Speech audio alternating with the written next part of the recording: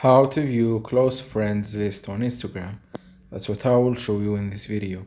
But before we begin, make sure to subscribe to the channel and ring the bell to get notified whenever a new video is uploaded. With that said, let's get started.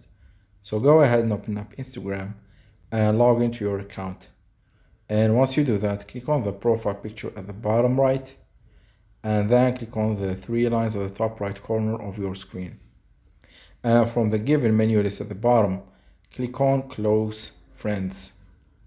And here you will be able to find all of your close friends and check your close friends list on Instagram.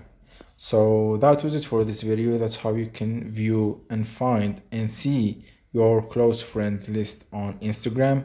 If you have any questions, please leave them in the comment section down below.